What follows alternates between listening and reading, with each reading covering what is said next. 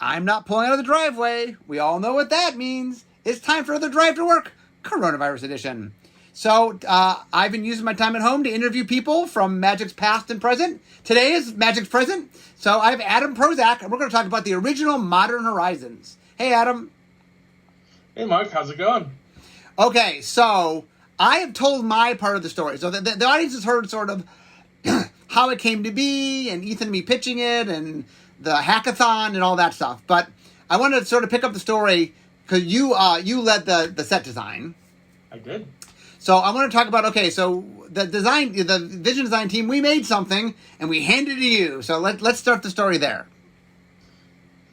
Yeah, Modern Horizons was a wild journey for me. Because one, it was my first time as a set lead with new cards in it. So previous to Modern Horizons, I had led stuff like Masters product, and I had been a primary contributor to our standard playtesting process, our FFL process. But this was my kind of my first excursion into designing new cards as a set lead, and boy, it threw me into the deep end because Modern Horizons had so much new problems we had to tackle. Yes, very much so. So there are two major problems that I just kind of identified as the outset, and how are we going to do this? Mm-hmm. One of them, the first one was pretty easier, but still worth recognizing, was we wanted this to be at a time spiral level of complexity. Mm-hmm. So there's kind of shifting our philosophies on how we design cards a little bit to a previous era that I wasn't a designer for. I've been at Wizards about 8 years. And Time Spiral is from 2007.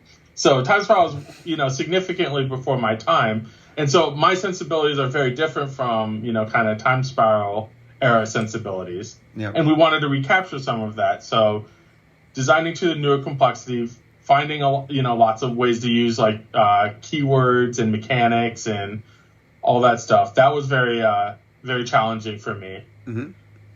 But that was relatively easy compared to the other major tasks that we had to tackle, which was how do we make cards for Modern?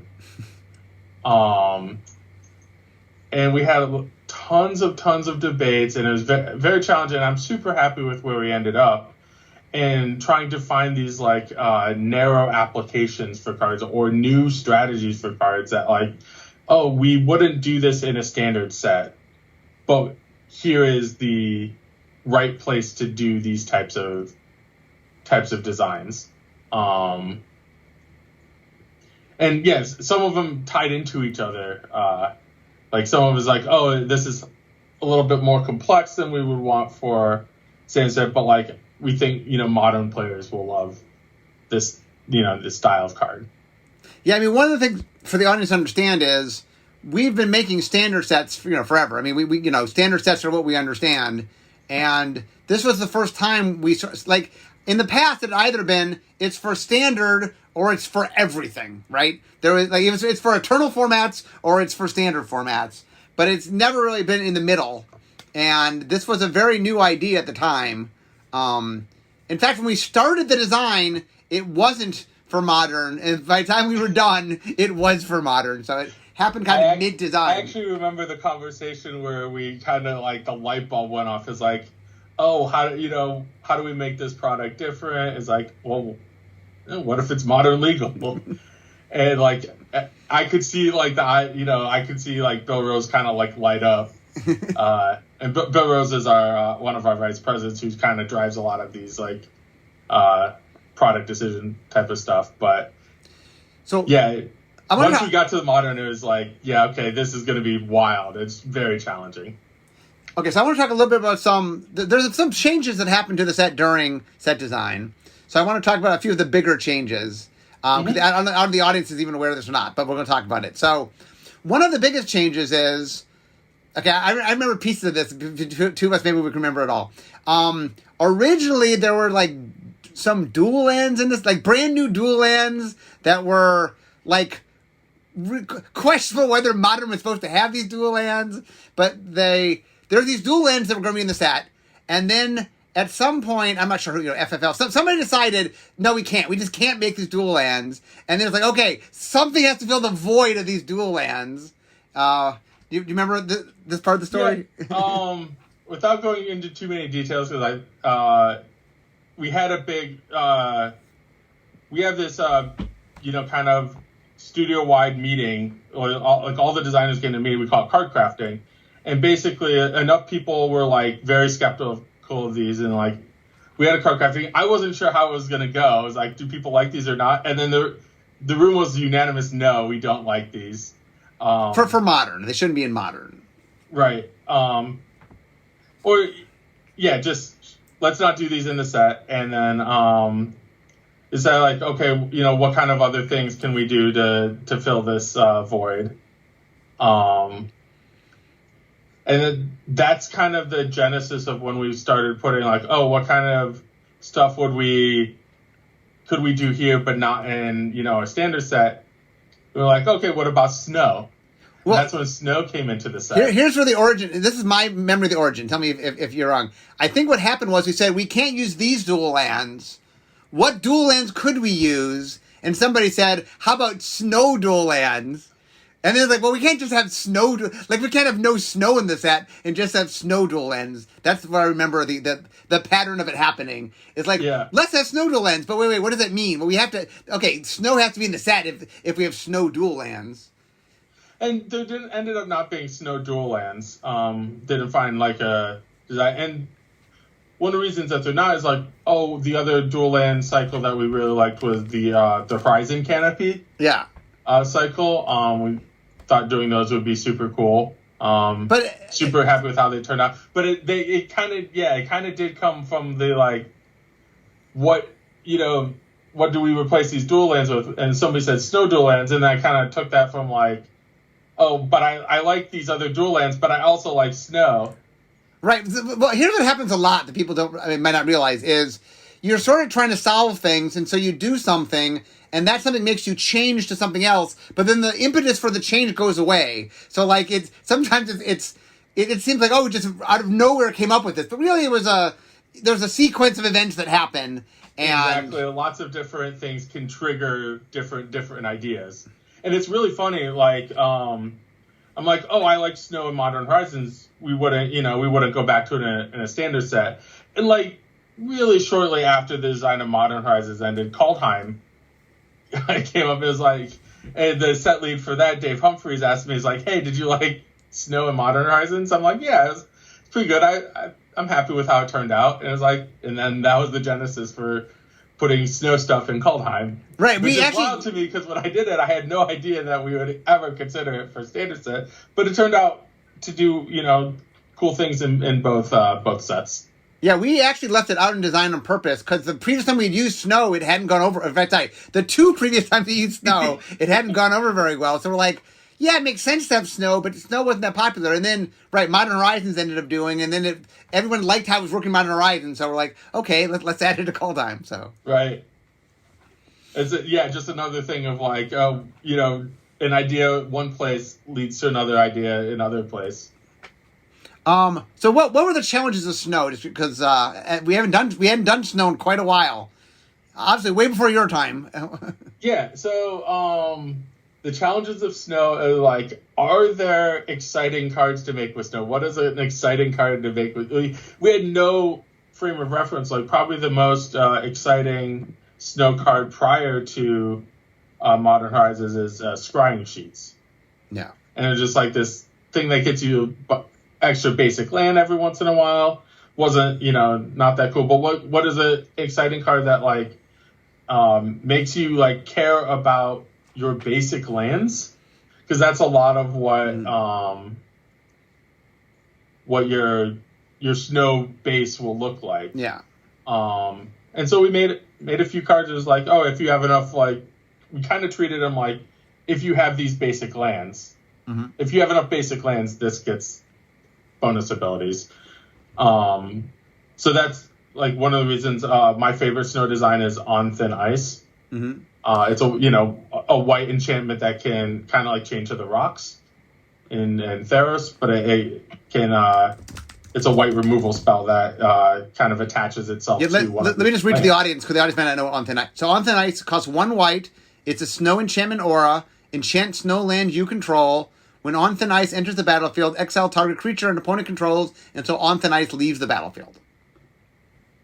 Yeah, so that's my favorite snow design. There are a couple more powerful ones, like the Ice Fang Coatl.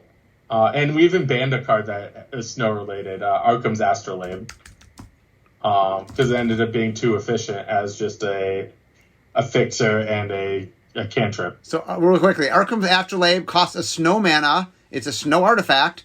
When Arkham's Astrolabe enters the battlefield, draw a card. 1 in tap, add 1 mana of any color. I have a really funny story about that. So, pretty late in the set, Aaron Forsyth, another one of our VPs, and he was actually the lead of Modern Horizons 2, was looking through the file and had an idea, is like, what if we make a card that costs snow mana? And he pitched Icehide Golem, which is just a snow mana for a 2/2 vanilla creature, artifact creature. I'm like, okay, I have this card I don't like. I'll replace it. Your card sounds cool. But then also, what if I change Arkham's Astrolabe to cost a snow mana? It used to have a bunch of text about you having enough snow permanents and stuff like that. It was like, oh, what if it just costs a snow mana? That's a lot cleaner. And I kind of like that as a direction. And turned out, in hindsight, to be not the right call. But it's funny. Yeah, it's like one of those things where like, oh, a different snow mana card incentivized me to change this snow mana, Arkham's Astrolabe to a snow mana design. Yeah, one of the hardest things, just for the audience, one of the hardest things to mana symbols when it's a new mana symbol, like when it represents a cost we're not used to, it's really hard to gauge costs. Like, one of the reasons we got so good at costing is, okay, we've made a lot of cards that use red mana or green mana or whatever. Like, it's a lot easier for us to understand. But as soon as it's like, here's a new thing we've never done before, that it's really, really hard to wrap your mind around. Yeah, I remember working on Oath of the Gatewatch and colorless mana. Yeah. that was challenging. And again, Phyrexian mana is super, super challenging too. Yeah, the other thing, the interesting thing about snow is one of the things that happens, and snow is a good example, I guess. Chroma might be another example, where we do something and we just didn't do it well. We're like, yeah. Like, if you ever look at Ice Age, there's just, the snow cards are kind of sucky. It's not that they couldn't have been better. It's just sort of like, right, it was more negative than positive. Like, you got punished more for having them than using them. And part of sort of taking a mechanic and sort of like, I don't know, repurposing it or whatever is like, what is the cool thing about this? And how do we use it in a way that really will make it exciting? And it's weird when we stumble on something and the audience doesn't like it and go, well, maybe there's something really there. Although this was the opposite case where the public was saying, we want more snow. I'm like, really? You didn't like it last time we did it? But like, no, we want more snow. Yeah, we want you to do it correctly type of thing. And yeah, we've gotten, we have 20 years of experience on the designers of Ice Age or whatever. And so we've learned a thing or two, as a group. So what else? Okay, other than snow, what else were you proud of in Modern Horizons design? So I liked how a lot of the, I really, really appreciate how the limited came together. A lot of this was taking the stuff from Vision Design. Here are cool ideas, and then kind of interweaving them so that they're both unique to themselves and synergize with other things. My favorite example is the use of Changeling and even Changeling Tribal. That was a big thing. Like, Black and White have some cards that are like, oh, this is good if you have a Changeling on the battlefield type thing. But using those to bridge kind of different archetypes that might not necessarily work well together otherwise. Yeah, one of the things, so real quickly, the origin of Changeling in the set, because it happened in design, was we had a list. We said, oh, this is the set where we can make a lot more cards that people have been asking for forever. Like, one of the problems, like, we keep a long list of, hey, the audience keeps asking for these things. We should make them one day. And a lot of them, they're hard to get into sets. A lot of them are like, oh, well, like, the stars have to align for us to be able to do that. And this was a set where, like, okay, we weren't beholden to a world. Like, we really had a lot more, and the complexity was higher. We just had a lot more freedom. And so we kept making these tribal cards, but we're like, well, like, we really should have a bear or whatever, random things we should have.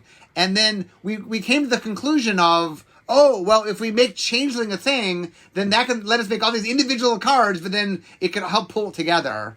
And then I think in set design, like, you guys, the ninjas and the slivers, I think that might have been there a little bit, but you guys really pulled it up in set design. So so a couple things with the tribal nature of the set. One, everything you said is true, and I'll even add, like, a lot of our constructed goals, a lot of our modern goals, it's like, oh, we can give a card to a tribal deck. So we made a vampire, a zombie that, you know, might consider playing and try and help elevate those modern strategies that probably aren't strong enough. And then we also took some shots where, like, with goblins, we're like, goblins needs a lot of stuff, so we'll give them 3 or 4 things. And then we kind of worked all that stuff together. So we took a lot of the ideas from vision design. Is like, here are the different tribes. Is like, how much can form the backbone of a limited archetype? How much is a one-off? And how do we merge all of these together into, like, a cohesive environment? And, like, yeah, so super happy with how Changeling ended up being really, really important for accomplishing the different tribal goals. Because, like, tribal is one of the things, like, basically everybody latched onto as a thing that we could do in the set, like, for all sorts of different reasons, both, you know, constructed callback reasons, you know, time spiral nostalgia, all that stuff. So let's talk. I want to talk slivers and ninjas. Oh, yep. My. So the reason I know we were interested in slivers in design was one of the problem with slivers is when you put them in a premiere set is there's just only so many abilities to give to them, and most of them we've done before, right? It's really hard to make new slivers because all the evergreen abilities we've done multiple times on slivers. But in Modern Horizons, where you could give them any ability, we had a lot of fun saying, okay, what could slivers have? Like, could they have Cascade? Could they, you know, what crazy things can you give slivers? And that really a lot. So I think when we turned it over, we had made a bunch of slivers just because we could make some fun slivers. And then you guys sort of made it into an archetype, right? Yeah. So they're focused in red and white mostly, but we did think it was important and cool if there were, I'll call them off-color slivers. So, like, there's a blue sliver and a black sliver and a green sliver and a 5-color sliver. So you could capture some of that, I guess, Tempest era original. Yeah. All the slivers are haphazardly distributed among the colors. Mm-hmm. Thought that was pretty cool. And also, I was so enamored with all your slivers have Cascade. Yeah. I just knew that had to be the 5-color sliver. Yep. But yeah, slivers are really funny. It is like slivers, I think, I might be wrong here, but I believe they were responsible for 100% of the creative vetoes. Oh, were they? So some abilities that are super flavored to one thing. Yeah. And just can't. I think there was a Bushido sliver that got vetoed. Okay. Right, it just, like, makes no sense creatively. So yeah, like, that makes sense. We had a meeting. We had a meeting in design where literally we're just like, okay, look at all the mechanics we've ever had in Magic. What can we put on the sliver? And that we kept trying to one up each other. Like, how about this? And I think Cascade was, like, our topper. Like, how do you beat Cascade? That's why it's the 5-color. So, yeah. So, yeah. So, I don't know how much people know this, but, like, so Modern Horizons 1 actually couldn't use any mechanic from Magic's history. Right. There's a limit. We had a limit, yeah. It only used the ones from modern sets. Right. Right, so there's not a ton of mechanics. And not just that, we had a cutoff. We weren't allowed to go past Dragons of Tarkir, I think. Yeah, there was a certain set because we wanted to save... Right, for future, yeah. Right, so I had the whole time during design, I had a notepad with every single eligible mechanic. Yeah. And I just like kind of stared at that like every couple weeks or so. Yeah. Or anytime I was having a hard time with a certain card, I'm like, how many... I spent so much time trying to look at like the thing and try and like piece one mechanic with another mechanic, because that was also a goal, is to find cards where you have like two disparate mechanics that would never show up. Right, mix and match is what we call it. Yeah, right. So like the Cascade plus Retrace card, Throes of Chaos, is a really good example. It has no text other than the two mechanics. Okay, so let's talk ninjas. Yeah. So my memory is we gave you a smattering of ninjas. It was not a theme remote. It was just we had some fun. In fact, I think the Frog Ninja, which showed up in Modern Horizons 2, was for some period of time in Modern Horizons 1. It was. So it's funny. Like a lot of Modern Horizons 2 cards were originally in Modern Horizons 1. Like Ethan was the vision design lead for both sets, Ethan Fleischer. And he was just like, I like this card. It didn't work out for one reason or another. Not because it's not a cool card. Yeah. But because the environment didn't necessarily support it. And so a lot of times, a lot of Modern Horizons 2 cards are actually back. But to ninjas, so I actually really like ninjutsu. So we talked about, snow, there's not enough cool snow cards. Mm-hmm. Well, with ninjas, the cards with ninjutsu are really cool. There's just not enough of them. I think there were like 10 of them in Magic before Modern Horizons 1.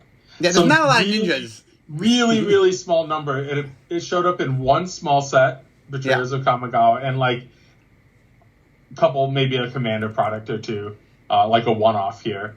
But there's so few of them, and I think, like, I just thought it was cool enough, like, it's mechanically cohesive.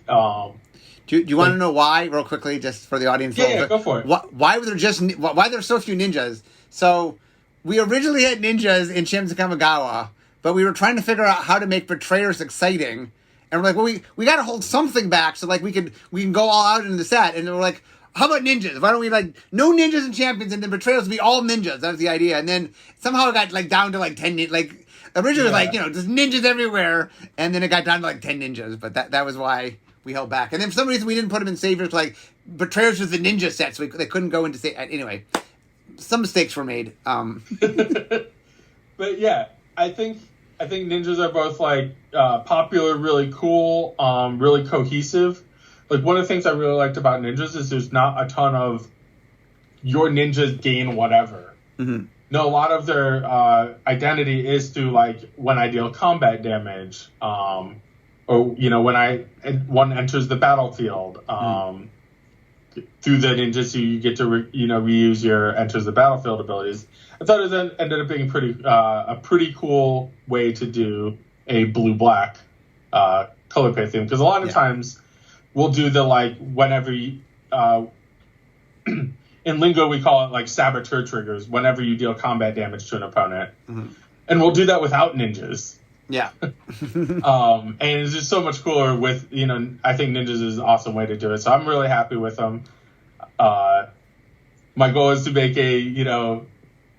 just more ninjas to, like Ninja the Deep Hours is really cool. Inkai's is really cool. Those are really cool ninjas from Kamigawa. If only we could make a set with more ninjas. If only that thing could happen. Right. That's basically good. And I think we did. I was pretty happy with. Turned out it ended up being one of the stronger limited strategies. So, what other archetypes? What was your favorite archetype, or of the ones we haven't talked about yet? So I really liked the idea of the draw two theme in blue and red. Okay, how'd that come about? So it's interesting, like. Don't want to just do like regular spells matter. I was actually looking. It's another thing like snow, where it's like, oh, like what can we do that we haven't done before? And as soon as Modern Horizons does it, like Eldraine picked it up, and that was even kind of in design concurrently. Mm-hmm. So I liked that. I also really liked. We talked about snow, but I really liked snow. historically, blue and green is the toughest color combination to get right. Blue and green just don't have a lot of overlap as colors relative to other color combinations. The running joke, just for the audience in R&D, is like blue-green is, what's the set about? That's what blue-green is. Sometimes it's not, it's some nebulous term like tempo or ramp or, something like that. It's ramp tempo. Yeah. But yeah, blue-green, because it has access to the least removal, often struggles just as a color pair. Yeah. And so you wanna amplify it so that people do draft cards of every color combination together, and blue and green often needs the most work. But yeah, snow was a really cool way to do it. Bleeding it into all the 5 colors, so there's enough fixing so that you'll take the other color snow lands as well. Because you can't just do snow-covered island and snow-covered forest and call it a day. Right. You got to do snow-covered swamp as well. And green fetches land, which works out nice. Right. Yeah, and it being sent. So that's one of the reasons we centered it in green. Is like, if it's green, you can have access to the 5 color things, and access to different colors. And I thought that worked out really well. That was really cool. So I can see my desk here, so we only have a little bit more time. Any other thoughts about Modern Horizons? Any other things you were proud of from Modern Horizons? Yeah. So one thing I did want to talk about is how challenging the constructed work was, because we didn't really have a team dedicated to playtesting Modern, so we had to make one. So a lot of people came together in a short amount of time and joined a testing team, and we kind of knew we're going to take some risks. We ended up having to ban a handful of cards. But that was kind of to be expected to make the set, because it was really, really challenging to know what types of cards would make straight to Modern cards, make Modern more fun. And overall, I'm super happy with a ton of the designs. I thought a 2-mana Planeswalker was risky, but it ended up being really good for Modern. Maybe not for Legacy, but Ren and 6. I thought was a really cool design. I really, really liked all the work we put into Urza and Yawgmoth. Those are super iconic characters, and I wanted to make them, very splashy and very appealing, very powerful, and I think the team did a great job on both of those cards. So really, really happy overall with Modern Horizons 1. Obviously, not everything went perfectly, and a lot of stuff was really hard and challenging. But I just want to point out that one of the things about playtesting is the more cards you have in the format, the harder it becomes. Because the combinatorics, when you are playing Standard and you have, I don't know how many cards are in Standard, but under 2,000. There's only so many combinations. There's a limited number of combinations. But now when you say, okay, I have 5,000, 6,000, 7,000, 8,000, it becomes so hard to even be aware of all the possibilities, and one of the cool things about Modern is there's so many possibilities, but from a playtesting standpoint, that makes things really hard. Yeah, exactly. If you want to... So, one of the things we do in, play designer, constructive playtesting is allowing for possibilities, but not trying to capture every single one. If we can solve an environment on our own, that means it's too easy. That doesn't leave a lot for you all, the players to figure things out. So we try to make cards that are fun and exciting, but somehow don't break things. And part of the process is you sometimes things get broken to make exciting cards. Yeah. And one of the things our playtesting process missed was Hogak, which is very clearly just a power ally and had to ban very quickly. But a lot of the other cards are cards that we very intentionally thought this would be a really interesting piece for Modern, and I think we succeeded on that part. Yeah, in general, just so the audience was aware, when we made the set, it was we were trying something new. It was a supplemental set. We've never done it before. And even before we got it out the door, we were really, really excited by it. And then once the audience got a hold of it, they loved it, and that, like, one of the things that's really interesting is when Time Spiral was the premiere set, we had a lot of problems because it's not for everybody. But as a supplemental set where, well, for those people that like it, that's for them, it really, like, there's an audience that enjoys that, and it's fun being able to make these sets. Like, I love, like, the code name in the hackathon for the set was Decadent. Because just when you're designing, it's so decadent. You can, I mean, we had limits, but there's so many things you can do that you just normally can't do. And it's a fun thing to design for. But yeah, you're right. I mean, there's infinite challenges. In some ways, the more you can do, the more challenges there are making sure you're not doing the wrong thing, right? Yeah, exactly. And I will say, over its lifespan, like in the design process, I've never experienced like more hype built internally about a set during my time with Wizard, because it's kind of started like, oh, here's this like fun thing. It's for small audience. Well, it's for Magic lovers, and the Venn diagram of Magic R&D and Magic lovers is really high. So right, might even be a perfect circle. But yeah, just like because we were all just so individually into like the target audience for this. Yeah. It kind of got elevated and just built more hype and more, cool things. And it was just like, oh, like, let's add these art cards to it. That's a really cool new idea. All that sort of thing. And like, just general like positivity built over time was really cool to see. Yeah, it definitely was a product that, I mean, this is true of many products, but just the love of the people making it was so apparent. The people had such fun with it. It really was not that making Magic isn't fun. It is very fun. But this was a little more fun than the average set, just because you sort of got to just do things you don't normally get to do. Yeah, it was both more fun and more stressful. Well, I mean, you're on that. See, I'm on the beginning end where we come up with crazy ideas. You're on the end where you have to make sure they all work. That's much harder on you. Right.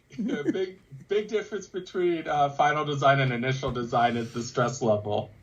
I mean, there's stress level initial design, but that's more about finding things and less about, whenever we find a cool thing, like, oh, okay, people out there, they'll make sure it's not broken or anything, but, but like, my stress comes from, I can't find anything, there's nothing cool, that's my stress level. I don't really tend to worry, is it broken? I'm like, other people will figure that out. Yep, there's nobody after us to figure out if it's broken. The team after us is make sure the cards actually work. Yeah, that's our that's our design team's backstop. We have the editing and rules behind us. So anyway, it was a fun set to make. It's a fun set to talk about. So I want to thank you for joining us on the show. Of course, thank you for having me. And guys, I can see my desk, so we all know what that means. Means it's the end of my drive to work. So instead of talking magic, it's time for me to be making magic. I'll see you guys next time. Bye-bye.